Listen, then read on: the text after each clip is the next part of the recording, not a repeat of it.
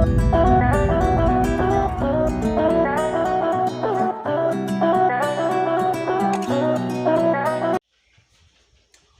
Morning students, आप लोगों का प्राइमरी मेथड भी हो गया और सेकेंडरी मेथड का भी मेथड हो गया। ठीक है, अब आज हम लोग आप लोगों को बताएंगे सैम्पलिंग।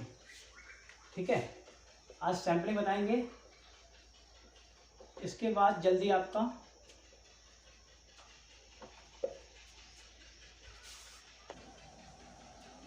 ठीक है सैम्पलिंग मेथड। सैम्पलिंग मेथड में क्या होता है कि वहाँ पे जब हमें किसी भी यूनिवर्स या किसी भी पॉपुलेशन की, ठीक है, हमें इंफॉर्मेशन चाहिए होती है। ठीक है, हम क्या करते हैं इस मेथड में कि हम उसमें से कुछ लोगों को सिलेक्ट कर लेते हैं, कुछ डेटा को सिलेक्ट कर लेते हैं, कुछ सैंपल को सिलेक्ट कर ले लेते हैं और उनके बेस पे, उनसे कलेक्ट की हुई जानकारी के बेस पे हम अपना स्टडी या हम अपना एनालिसिस करते हैं। तो याद रखो कि सैम्पलिंग मेथड में क्या किया जाता है, when some representative are selected from whole universe, some representative are selected from whole universe या population, and collect the information from these representatives and analyze। मतलब है कि सबसे पहले हम रिप्रेजेंटेटिव तैयार करते हैं, रिप्रेजेंटेटिव सेलेक्ट करते हैं उस पॉपुलेशन से, उस यूनिवर्स से जहाँ पे हमें स्टडी करनी है। अगर हमें सिकोहाबाद की स्टडी करनी है, सिकोहाबाद की, तो सिकोहाबाद के 10 लोगों को कलेक्ट कर लेंगे और फिर उन 10 लोगों से कलेक्ट करके इन्फॉर्मेशन कलेक्ट कर लेंगे। जो इन्फॉर्मेशन वो मिलेगी उस इन्फॉर्मेशन के बेस पे हम अपना एनालिसिस करेंगे कि सिकोहाबाद के लोग कैसे हैं। ठीक है, सेम इसी तरीके से अगर हम ये निकालना है कि एशियन स्कूल में कैसे हैं बच्चे, ठीक है, तो हम क्या करेंगे, हमारा ये जो एशियन स्कूल है, ठीक है, इसमें अगर पूरे बच्चे हैं 3000 या 4000 बच्चे मान लीजिए, ठीक है, 4000 है, तो ये 4000 जो पूरा है इसको बोलते हैं पॉपुलेशन। पॉपुलेशन का मतलब खाली ये नहीं है कि जनगणना कर ली, ठीक है, पॉपुलेशन का मतलब है कि वो पूरा एरिया जहाँ पे आपको स्टडी करनी है, पॉपुलेशन बोल सकते हैं या उसी को यूनिवर्स बोल सकते हैं। ठीक है, तो ये 4000 की जो नंबर, ये पूरी क्या आपकी यूनिवर्स है। ठीक है, उस मतलब टोटल स्ट्रेंथ को, टोटल उस एरिया को बोलते हैं यूनिवर्स। उस यूनिवर्स में से हम क्या करेंगे, सबसे पहले कुछ रिप्रेजेंटेटिव सिलेक्ट करेंगे, कुछ रिप्रेजेंटेटिव सिलेक्ट कर लेंगे। जैसे क्लास वाइज हम 10 रिप्रेजेंटेटिव सिलेक्ट कर लें। ठीक है, हमने 10 रिप्रेजेंटेटिव सिलेक्ट कर लिए, 10 स्टूडेंट को सिलेक्ट कर लिया, फिर उन 10 रिप्रेजेंटेटिव से इंफॉर्मेशन कलेक्ट करेंगे, फिर उस इंफॉर्मेशन के बेस पे हम एनालिसिस करेंगे। हमारा जो ऑब्जेक्टिव था, हमारा जो स्टडी था कि एशियन स्कूल के बच्चे कैसे हैं। तो मतलब है कि सैम्पलिंग मेथड में पूरे यूनिवर्स को चेक नहीं किया जाता, पूरे यूनिवर्स से डेटा कलेक्ट नहीं किया जाता है। जैसे डायरेक्ट आंसर इन्वेस्टिगेशन था तो उसमें क्या था कि सभी से हम इंफॉर्मेशन कलेक्ट करते थे। क्वेश्चन में था उसमें भी सभी से करते थे। इनडायरेक्ट ओरल में था क्या के सभी लोगों से पूछ के फिर करते थे। इसमें क्या है कि हमें अगर पूरे एशियन स्कूल के बच्चों के बारे में जानकारी पता करनी है तो हम क्या करेंगे, पूरी यूनिवर्स में से, पूरी यूनिवर्स को नहीं लेंगे क्योंकि 4000 बच्चों के अगर इन्फॉर्मेशन एक एक करके लेंगे तो हमें 4000 बार लेना पड़ेगा, कम से कम हमें 1000 घंटे तो लग ही जाएंगे। ठीक है, इसलिए हम क्या करेंगे कि हम सैम्पलिंग मेथड यूज करते हैं। सैम्पलिंग मेथड का मतलब होता है कि when some representative are selected, ये 10% जो सिलेक्ट किया उनको बोलते हैं representative. Some representatives are selected from the whole population and then collect the information from these representatives. इसके बाद उन रिप्रेजेंटेटिव से इंफॉर्मेशन कलेक्ट करते हैं, फिर उस इंफॉर्मेशन को देखकर एनालाइज करके अपना रिजल्ट इंटरप्रेट किया जाता है कि हमारा रिजल्ट क्या रहा। ठीक है, तो ये एक प्रोसेस है। सैम्पलिंग मेथड में क्या होता है, जैसे आप लोग चावल का होता है, ठीक है, ये बताएं चावल का क्या करते हैं आप लोग। जैसे आपको एक रिसर्च करना है कि आपका जो कुकर है, कुकर में जो राइस डला है वो राइस पक गया या नहीं पक गया, ये आपकी स्टडी है कि राइस कितनी देर में पक रहा है, ये चीज़ देख रहे हैं। ठीक है, तो अब राइस को आपने डाला कुकर में, अब आपके पास जो यूनिवर्स है वो टोटल राइस है पूरे, कम से कम उसमें राइस के जो दाने पड़े होंगे, राइस के दाने होंगे कम से कम मान लीजिए 1000 दाने हैं या उससे ज़्यादा ही होंगे। ठीक है, अब 1000 दाने हैं, अगर आप एक एक दाने को बार बार चेक करोगे ये पक गया या नहीं पक गया तब तो आपको बहुत टाइम लग जाएगा। तो इसलिए क्या करते हैं आप, उस पूरे बीकर में से, उस पूरे बर्तन में, स्पॉट में से आप क्या करते हैं, कुछ दानों को सिलेक्ट कर लेते हैं, तो जब आपकी मम्मी क्या करती है, थोड़ा सा इतने चावल निकाल के उसमें से देखती हैं दबा के, ये पक गया या नहीं पक गया। तो देखिए मम्मी ने वो जो चावल आपके निकाले, उन चावल के दानों को, उन जो छोटे कुछ दाने थे, उनको बोला जाता है रिप्रेजेंटेटिव्स। ठीक है, क्योंकि उनको आपने सिलेक्ट किया है किसके लिए, इस यूनिवर्सिटी की स्टडी करने के लिए। तो ये आपने रिप्रेजेंटेटिव सिलेक्ट कर लिए। अब इन रिप्रेजेंटेटिव के बेस पे आप इंफॉर्मेशन कलेक्ट करते हैं। अगर ये सही है तो ये भी सही है, तो अगर ये परफेक्ट है तो ये भी परफेक्ट होगा, अगर ये पक गए हैं तो फिर ये वाले भी पक गए होंगे। इसके बेस पे आप इंफॉर्मेशन बता देते हैं कि ये कैसा है। तो सेम यहाँ पे भी है कि आप रिप्रेजेंटेटिव के बेस पे बता देते हैं कि आपकी पूरी यूनिवर्स, पूरी पॉपुलेशन कैसी है। ठीक है, जैसे कि आपका रिप्रेजेंटेटिव, जैसे हमारे प्राइम मिनिस्टर हैं, ठीक है, प्रेसिडेंट है, हमारे रिप्रेजेंटेटिव हैं, तो मतलब है कि जैसा रिप्रेजेंटेटिव होगा वैसे ही पूरी पॉपुलेशन भी होती है। जैसे होता है ना कि एक मछली तालाब को गंदा कर देती है, तो मतलब है कि पूरे तालाब की मछलियाँ गंदी नहीं होती हैं, बट क्या होता है कि एक मछली के होने से, एक मछली जो रिप्रेजेंटेटिव है अगर वो खराब निकल गई तो क्या होगा, पूरे के पूरे खराब हो जाते हैं। जैसे राजा होता है, अगर राजा ही खराब निकल गया, जो रिप्रेजेंटेटिव हमारा, अगर राजा ही खराब हो गया तो पूरी प्रजा, आपकी पॉपुलेशन खराब होगी। क्लास का अगर मॉनिटर ही खराब है तो पूरी क्लास अपने आप खराब हो जाएगी। तो सैम्पलिंग मेथड में क्या होता है कि पूरे यूनिवर्स में जितनी की हमें इंफॉर्मेशन कलेक्ट करनी है उसमें से हम सैंपल सेलेक्ट करते हैं, रिप्रेजेंटेटिव सेलेक्ट करते हैं, फिर उनके बेस पर हम इंफॉर्मेशन कलेक्ट करके अपना रिजल्ट शो करते हैं। ठीक है, कुछ फैक्टर्स होते हैं जो आपके सैंपल साइज को इम्पैक्ट करते हैं।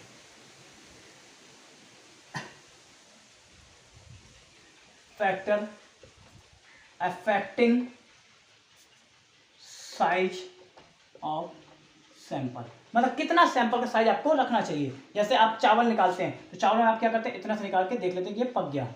ठीक है, तो ऐसे ही आपको देखना है कि पूरे यूनिवर्स में जिसकी आपको स्टडी करनी है उसमें कितना सैंपल का साइज होना चाहिए। 4 लें या 5 लें या 10 लें या 50 लें या 100 लें या 500 लें, इसका किस फैक्टर पे डिपेंड करता है। First one, size of population.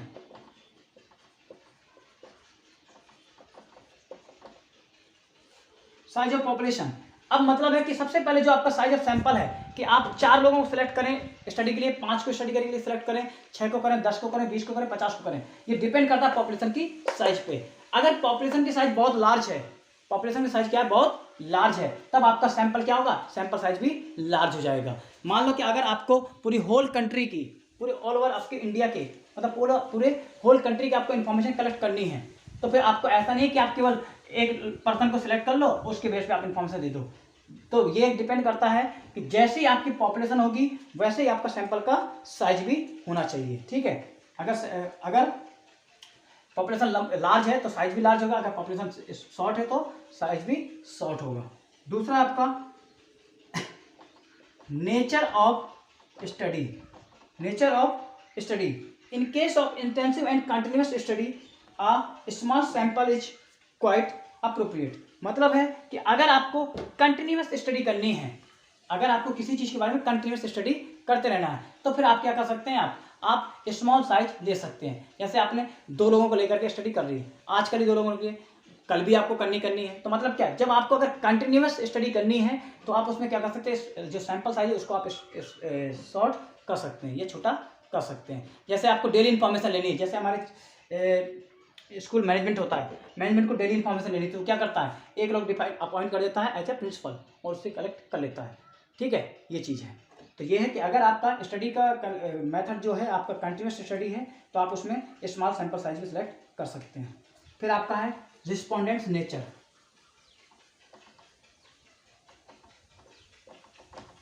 Respondents nature, कई बार क्या होता है रिस्पोंडेंट नेचर, मतलब कि जो आप सैंपल सेलेक्ट कर रहे हैं, हो सकता है उनमें से बहुत सारे ऐसे लोग होते हैं कि वो आपको जवाब देना नहीं समझते हैं, वो कहेंगे हमें जवाब देना ही नहीं आपके बारे इन्फॉर्मेशन का। ठीक है, तो ऐसे केस में अगर रिस्पोंडेंट का नेचर बहुत अच्छा नहीं है, ठीक है, अगर आपको पता है कि उस एरिया के लोग रिस्पॉन्ड देना ज़्यादा जरूरी नहीं समझते, जैसे किसी कबीले में चले जाइए, किसी जंगल में चले जाइए, मध्य प्रदेश है, छत्तीसगढ़ है, यहाँ जंगल में चले जाइए, तो यहाँ के लोग जल्दी आपको जवाब नहीं देंगे। ठीक है, किसी कबीले में चले गए तो फिर क्या होगा, जब आपका पता है कि रिस्पॉन्डेंट जल्दी जवाब आपको नहीं देगा, तो उस कंडीशन में आपको क्या करना है, सैंपल साइज आपको ज़्यादा बड़ा रखना पड़ेगा, सैंपल लार्ज रखना पड़ेगा, जिससे कि हो सकता है 1 लोग 2 लोग 4 लोग इन्फॉर्मेशन न दे तो बाकी लोग तो इन्फॉर्मेशन दे देंगे। ठीक है, तो यही चीज़ है कि अगर रिस्पॉन्डेंट्स जो हैं वो अच्छे नेचर का वो इन्फॉर्मेशन करेक्ट तुरंत दे रहा है तब तो सैंपल साइज स्मॉल रख दीजिए, बट अगर रिस्पॉन्डेंट नेचर आपका अच्छा नहीं है तो आप उसको साइज को बढ़ा सकते हैं। ठीक है, तो ये तीन फैक्टर्स होते हैं जो कि डिफाइन करते हैं कि आपके जो सैंपल का साइज है वो कैसा होना चाहिए। पहला है कि पॉपुलेशन है, अगर पॉपुलेशन लार्ज है,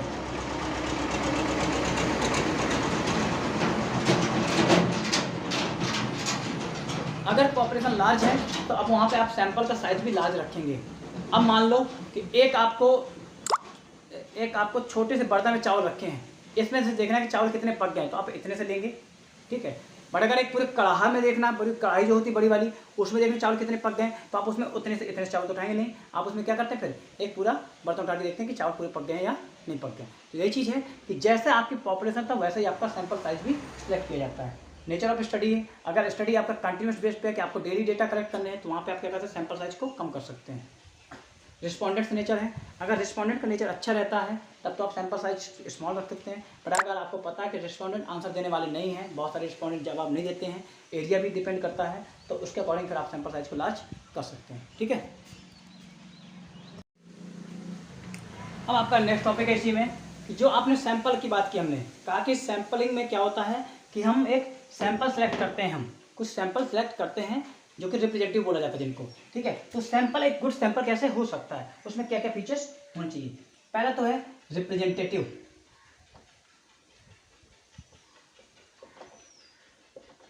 जो हम होल पॉपुलेशन से, जो हम पूरी पॉपुलेशन से, ठीक है, सैंपल सेलेक्ट करते हैं, वो सैंपल गुड कैसे हो सकता है, अच्छा सैंपल कैसे हो सकता है। तो पहला क्या है, रिप्रेजेंटेटिव। इसका मतलब है कि हम सैंपल अगर किसी को सिलेक्ट कर रहे हैं, किसी भी यूनिट को अगर हम सैंपल मान रहे हैं, तो वो क्या होना चाहिए, वो रिप्रेजेंटेटिव होना चाहिए। मतलब कि उसके अंदर, उस सैंपल के अंदर वो सभी फीचर्स पाए जाने चाहिए जो कि पूरी पॉपुलेशन के अंदर फीचर्स इन्वॉल्व हैं। मतलब है कि उस पूरे यूनिवर्स के अंदर, उस पूरे एरिया के अंदर जो फीचर्स हैं, उसके जो फीचर्स हैं, वो सभी फीचर्स अगर सैंपल के अंदर हैं तब तो वो रिप्रेजेंटेटिव है, या तब तो वो गुड सैंपल है।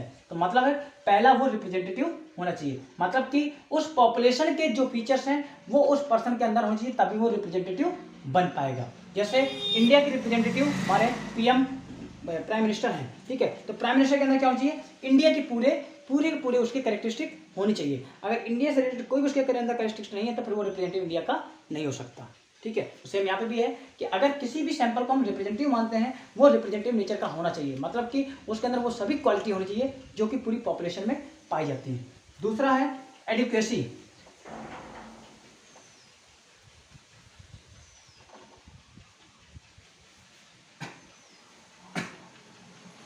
एडुकेसी का मतलब है characteristic of a population are represented by the sample, its size must be adequate. मतलब है कि जो हमारी पॉपुलेशन की जो कैरेक्टरिस्टिक हैं, ठीक है, जो हमारी पॉपुलेशन की कैरेक्टरिस्टिक हैं वो सभी उसके अंदर इन्वॉल्व होनी चाहिए, एडिक्वेसी, और प्रॉपर अमाउंट पर एडिक्वेट होनी चाहिए। ऐसा नहीं कि केवल पॉपुलेशन की जो पूरे यूनिवर्स है उसकी 3 फीचर्स इसके अंदर इन्वॉल्व हैं बाकी नहीं है। तो मतलब है कि उसके अंदर पूरी की पूरी फीचर्स उसके अंदर इन्वॉल्व होने चाहिए, एडिक्वेट होना चाहिए। फिर है होमोजीनिटी।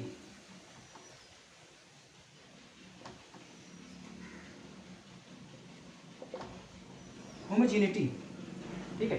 होमोजीनिटी का मतलब है कि जो हमने सैंपल सेलेक्ट किया है, ठीक है, वो क्या होना चाहिए, वो होमोजीनियस नेचर का होना चाहिए। मतलब कि वो दूसरे पॉपुलेशन के जो डेटा हैं उन सब के जैसा सेम होना चाहिए। अगर एक पॉपुलेशन में 5000 सैंपल हैं तो मतलब है कि सभी सैंपल क्या होना चाहिए, होमोजीनियस नेचर के होने चाहिए, सभी सेम नेचर के होने चाहिए, ठीक है। अगर सब सेम नहीं है तो फिर वो रिप्रेजेंट नहीं कर पाएगा। मान लो कि इसमें से मान लो 50 लोग हैं, 50 लोग में से 49 लोग राइट हैंडर हैं और 1 लोग लेफ्ट हैंडर है, ठीक है। अब हमने लेफ्ट हैंडर वाले को सिलेक्ट कर लिया और उससे बोला कि तुम कैसे खेलते हो, तो उसने बोला कि लेफ्ट हैंडर हूं, तो उसने बोला कि मैं लेफ्ट हैंड बैट्समैन हूं। तो आपने क्या बोल दिया कि इस एरिया में पूरे सब क्या है, लेफ्ट हैंडेड बैट्समैन है। ऐसा नहीं है, क्योंकि हमें उस पर्सन को सिलेक्ट करना, उस सैंपल को सिलेक्ट करना है जो कि होमोजीनियस नेचर का होना चाहिए। मतलब पॉपुलेशन की जो बाकी यूनिट्स हैं, बाकी सैंपल हैं, उनके सबके जैसा होना चाहिए। फिर है इंडिपेंडेंस। मतलब कि आपके पूरे पॉपुलेशन में जो भी आपके डेटा हैं, पूरे पॉपुलेशन में जो भी आपके यूनिट्स हैं, वो सभी इंडिपेंडेंट होने चाहिए एक दूसरे से। कोई एक यूनिट दूसरे के ऊपर डिपेंड नहीं होना चाहिए कि अगर इसको यहाँ से हटा दिया गया तो ये अपना इसका जीना मुश्किल हो जाएगा, ऐसा नहीं होना चाहिए। मतलब कि सभी बराबर होने चाहिए, सभी सेम होने चाहिए, सबको इंडिपेंडेंस होने चाहिए, मतलब कोई किसी के ऊपर डिपेंडेंट ना हो। जैसे हमारी क्लास है उसमें 50 बच्चे हैं, 50 बच्चे क्या हैं, सब एक दूसरे के ऊपर इंडिपेंडेंट है, कोई किसी के ऊपर डिपेंडेंट नहीं है। तो यहाँ पे भी है कि जो हम सैंपल सेलेक्ट करते हैं उस सैंपल का क्या होना चाहिए, इंडिपेंडेंट होना चाहिए, ठीक है। एंड लास्ट है मैचिंग। हमारे जो क्या है, हमारे जो ऑब्जेक्टिव है हमारी स्टडी का, उस स्टडी से भी ऑब्जेक्टिव से क्या होना चाहिए, मैचिंग होना चाहिए। हम सैंपल सेलेक्ट कर रहे हैं तो वो हमारा क्या सैंपल कैसा होना चाहिए, हमारी स्टडी के पर्पज से मैचिंग करता हो, ठीक है। तो अगर ये 5 फीचर्स पाए जाते हैं किसी भी सैंपल के अंदर तो उसको हम गुड सैंपल बोल सकते हैं। अगर ये 5 फीचर्स नहीं पाए जाते हैं तो फिर इसको हम गुड सैंपल नहीं बोल सकते हैं, ठीक है। तो याद रखिएगा, सैंपलिंग मेथड का मतलब होता है कि आप पूरी यूनिट्स में से कुछ लोगों को सिलेक्ट कर लेते हैं, कुछ टर्म्स को सिलेक्ट कर लेते हैं, कुछ यूनिट्स को सिलेक्ट कर लेते हैं, उनके बेस पे आप बताते हैं कि वो यूनिट, वो टर्म, वो पॉपुलेशन कैसी है और कैसी नहीं है, ठीक है। यहाँ पे भी है। अब आपको बताते हैं मेरिट्स और डिमेरिट्स। चलिए अब आपको बताते हैं जो सैम्पलिंग मेथड है आपका, तो सैम्पलिंग मेथड के क्या मेरिट्स हैं। पहला मेथड का मेरिट्स है रिड्यूस कॉस्ट। क्योंकि क्या होता है कि इस मेथड में हम क्या करते हैं, पूरे पॉपुलेशन में हम इंफॉर्मेशन कलेक्ट करने नहीं जाते हैं, हम पूरी पॉपुलेशन के केवल कुछ गिने चुने लोगों को कलेक्ट कर लेते हैं, 8-10 लोगों को कलेक्ट कर लेते हैं और उसके बेस पर हम इन्फॉर्मेशन कलेक्ट कर लेते हैं पूरे यूनिवर्स की। अगर हमें पूरी सिकोहाबाद की इन्फॉर्मेशन कलेक्ट करनी है, हम 10 लोगों को हायर कर लेंगे और 10 लोगों से इन्फॉर्मेशन जान लेंगे और वो बता देंगे सिकोहाबाद की क्या इन्फॉर्मेशन है, ठीक है। और उसके बेस हम बता देंगे सिकोहाबाद कैसा चल रहा है। तो सेम यही चीज़ है कि हम कम लोगों में ही पूरे यूनिवर्स की इन्फॉर्मेशन कलेक्ट कर लेते हैं, इसलिए क्या है, कम कॉस्ट हमारी आती है। इसलिए क्या है, सैम्पलिंग मेथड रिड्यूस करता है कॉस्ट को हमारी। स्पीड का मतलब है ये सबसे फास्ट मेथड है, फास्टेस्ट मेथड है इन्फॉर्मेशन कलेक्ट करने का, डेटा कलेक्ट करने का। अगर हमें डेटा कलेक्ट करना क्लास के बारे में, हमने सीधे मॉनिटर को बताया और उसने हमें एक एक बच्चे के बारे में डेटा दे देगा, सबसे फास्ट मेथड है। अदरवाइज अगर हमें क्या करना पड़ेगा, हम डेटा कलेक्ट करें तो क्या करें, हमारी क्लास में बच्चे हैं 80, हम 80 बच्चों से एक एक बार पूछेंगे तो क्या करें, 80 बार हमें पूछना पड़ेगा और कम से कम हमें 500-600 मिनट लग जाएंगे, इसमें 7-8 घंटे तो लग ही जाएंगे। पर हम क्या करेंगे, हम उसमें 80 बच्चों से नहीं पूछेंगे, हमने एक बॉयज मॉनिटर बुला लिया, एक गर्ल्स मॉनिटर बुला लिया, 2 रिप्रेजेंटेटिव हैं दोनों क्लास के, दोनों के अंदर क्लास के फीचर्स अवेलेबल हैं, दोनों ही कॉमर्स क्लास के हैं, दोनों ही रेगुलर क्लास में रहते हैं, दोनों ही प्रॉपर फीचर्स अवेलेबल किए हैं, तो दोनों ने इन्फॉर्मेशन हमें दे दी और वो हमें स्पीड के साथ मिल गई, ठीक है। कॉस्ट रिड्यूस किस तरीके से करेगा, जैसे कि टाइम भी कम लगता है, जैसे कि 80 लोगों से पूछे तो टाइम ज़्यादा लगता, या फिर 80 बाहर के लोगों से पूछे तो हमें खर्चे ज़्यादा देने पड़ेंगे, पर हमें क्या है, हमें 2 लोगों से पूछ लिया और डेटा हमें मिल गए। इसलिए है कि ये मेथड हमारा क्या होता है, स्पीडेस्ट मेथड होता है, सबसे फास्ट मेथड होता है। एक्यूरेसी, ग्रेटर एक्यूरेसी, यहाँ पे एक्यूरेसी बहुत अच्छी पाई जाती है। कैसे एक्यूरेसी अच्छी होती है, क्योंकि जो हम रिप्रेजेंटेटिव सेलेक्ट करते हैं, जो हम सैंपल सेलेक्ट करते हैं, वो सैंपल हमारा एक्यूरेट होता है, क्योंकि उस सैंपल के अंदर सभी क्वालिटी पाई जाती है जो कि हमारे पूरी पॉपुलेशन में है। जैसे हमारी क्लास के 80 बच्चे हैं, ये 80 बच्चे हमारी पॉपुलेशन है, उस पॉपुलेशन में हमने 2 लोगों को सिलेक्ट कर लिया, एक बॉयज को और एक गर्ल्स को। ये जो 2 सिलेक्ट किए वो क्या रिप्रेजेंटेटिव हैं, ठीक है। इन रिप्रेजेंटेटिव के अंदर क्या होंगी, इस पॉपुलेशन की सभी कैरेक्टरिस्टिक्स उसके अंदर इन्वॉल्व होंगी। मतलब ये 80 बच्चों के अंदर जो करेक्ट फीचर्स होंगे वही फीचर्स इनके अंदर भी होंगे। कैसे फीचर, एज ए क्लास 11 से रिलेटेड, बाहर के फीचर्स हमें से मतलब नहीं है, ठीक है, सभी होंगे। तो फिर हम क्या करेंगे, इन दोनों से ही हम इन्फॉर्मेशन कलेक्ट कर लेंगे, तो ये दोनों इन्फॉर्मेशन में क्या करेंगे, कलेक्ट इन्फॉर्मेशन देंगे, क्योंकि ये हमारे रिप्रेजेंटेटिव हैं और ये हमें पूरी की पूरी 100% एक्यूरेट इन्फॉर्मेशन प्रोवाइड करेंगे। तो इसलिए क्या होता है, एक्यूरेट भी होता है। ग्रेटर स्कोप, इस स्कोप की जरूरत वहाँ ज़्यादा पड़ती है जहाँ पे हमारा टेक्निकल या नॉलेजेबल साइंटिफिक नॉलेज की जरूरत पड़ती है, ठीक है। तो इसलिए इसका स्कोप वहाँ पे ज़्यादा पाया जाता है, जहाँ पे हमें इन्वेस्टिगेशन में मतलब कि ज़्यादा लोगों की ज़रूरत पड़ती है, या फिर हमें पता चलता है कि नॉलेज ज़्यादा होना चाहिए वहाँ पे। इसलिए इसका स्कोप, जो सैम्पलिंग मेथड है उसका स्कोप वहाँ पे एप्लीकेबल होता है जहाँ पे ज़्यादातर साइंटिफिकली नॉलेज की या स्पेशलाइज नॉलेज की ज़रूरत पड़ती है, ठीक है। क्योंकि सैम्पलिंग मेथड क्या है, वो बेस्ड ऑन डिपेंड करता है आपके नॉलेज पे, ठीक है। अब आते हैं डिमेरिट्स। डिमेरिट्स में क्या, पहला क्या है, 100% एक्यूरेसी की कमी होती है, मतलब कि 100% एक्यूरेसी हमारे यहाँ पे नहीं पाई जाती, क्योंकि पता है आपको कि कोई भी पर्सन है वो किसी दूसरे पर्सन के बारे में 100% सही नहीं हो सकता, या 100% बिल्कुल इक्वल नहीं हो सकता है। अगर मुझसे कोई इन्फॉर्मेशन पूछे इसकी किसी पर्सन के बारे में तो मैं 100% करेक्ट नहीं बता पाऊंगा, इसलिए 100% एक्यूरेसी यहाँ पे पाई नहीं जाती है। दूसरा है लैक ऑफ रिप्रेजेंटेटिव। जो हम रिप्रेजेंटेटिव सेलेक्ट करते हैं जो भी हम क्लास में मॉनिटर सेलेक्ट करते हैं, रिप्रेजेंटेटिव क्लास में मॉनिटर सेलेक्ट करते हैं, स्कूल में प्रिंसिपल सेलेक्ट करते हैं, ठीक है, और साथ ही साथ है स्कूल में क्लास कैप्टन, स्कूल में स्पोर्ट्स कैप्टन, बहुत सारे लोग होते हैं, ठीक है।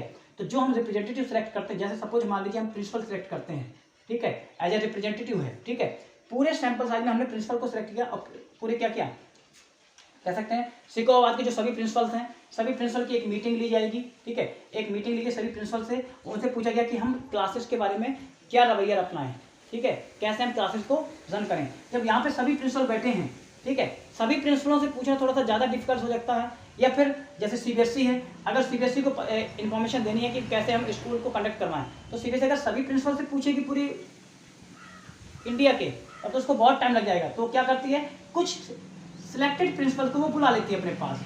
वो सिलेक्टेड प्रिंसिपल क्या होते हैं, एज अ सैंपल होते हैं, एज अ रिप्रेजेंटेटिव होते हैं। तो क्या होता है, तो जो रिप्रेजेंटेटिव उन्होंने सेलेक्ट किए सीबीएसई ने, हो सकता है उन रिप्रेजेंटेटिव के अंदर वो फीचर्स अवेलेबल ना हो जो फीचर्स हम सोच रहे हैं कि एक प्रिंसिपल के अंदर, सभी प्रिंसिपल के अंदर सेम फीचर्स होने चाहिए, पर जरूरी नहीं कि सभी प्रिंसिपल के अंदर सेम फीचर हो जाए कि होल पॉपुलेशन में जैसा फीचर्स पाया जाता है। सेम यही भी है कि अगर हमने मॉनिटर सेलेक्ट किया है तो जरूरी नहीं कि उस मॉनिटर के अंदर वो सभी फीचर्स हों जो कि पूरी क्लास के अंदर हैं, 80 स्टूडेंट के अंदर हैं।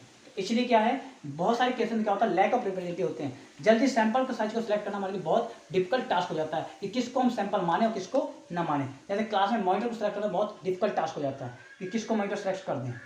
पर्सनल बियास, जब हम रिप्रेजेंटेटिव सेलेक्ट कर रहे होते हैं तो वहाँ पर पर्सनल बियास भी हो जाता है। पर्सनल बियास इसलिए हो जाता है क्योंकि मान लो स्पोर्ट्स में हमारा कहीं टूर्नामेंट जाना है, ठीक है, स्पोर्ट्स में टूर्नामेंट जाना, जो हमारे पीटीआई हैं, पीटी टीचर हैं जो हमारे, उनका कोई रिलेटिव वहीं किसी स्कूल किसी उसी क्लास में किसी में पढ़ रहा है, 11th क्लास में पढ़ रहा है, ठीक है, उनका रिलेटिव, ठीक है।